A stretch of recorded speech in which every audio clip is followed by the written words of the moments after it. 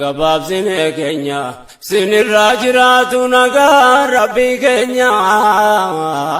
Badia magala kanni ofagenya ya kambiya simba se sedi benjirenya rakom ya la fabanza jabenya lumpa kenya dana rakin ijrenya divne ragodanne biya biye kenya la magesa damza ummanne kenya ya rabbi yomuma abune la fagenya Furma terkagayna sibbe kawan urakan ya Rabbi gargar sake karanne Rabbi kenya sibbe kawan urakan sibbe kenya gamtarum ban sitimanne namni sitara katuami damelane oletena kabyara man sikaranne Umri dargagummaa kan biyyaaf qabeenya biyyoota hambaatee kuleetaan eetenya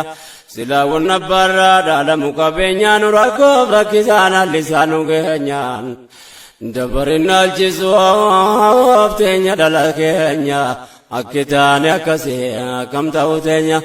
Furmaatanuuf kenni yaa ilaahi keenya keenuun jedhimee buunee lafa keenya dhiiraa dubartii keenya hireegotaan saamutanne yaa Rabbi gargaarsa kee kadhanne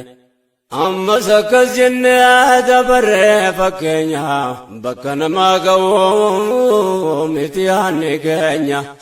akka namaa ta'u hawwine jireenyaan bakka itti rakkatantu ta'e rakkoo keenya kanaafuu kutaanu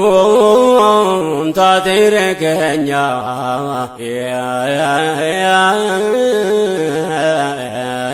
bitaa mirgan jennu dhiyaatus fageenya garumatti ol gaane tacha deemaa teenya achiin gahan qaboo deemu qofa keenya Yoom bakka gaamu keenya godaanaa teenya takkaan qofanne yaa Rabbi gargaarsa kee kadhanne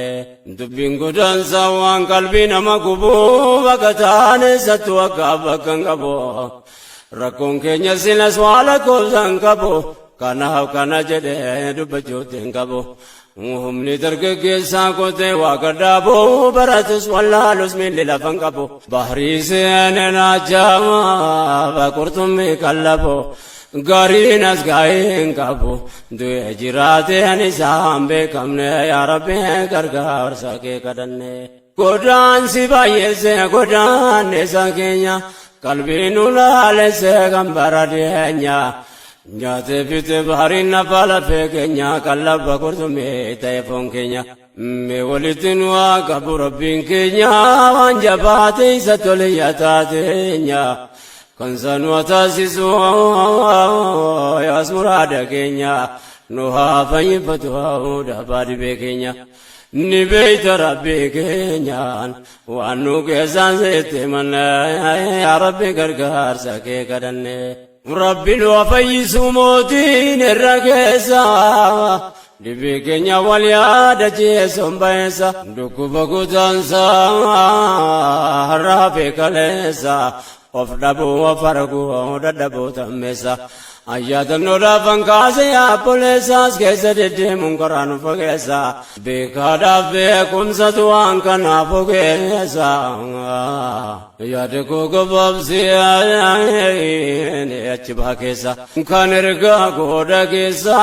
dhibdeen godaansaa waan arganne yaa Rabbi gargaarsa kee kadhanne Rabbi keenya si beeka waan rakkanne dhibdee keenya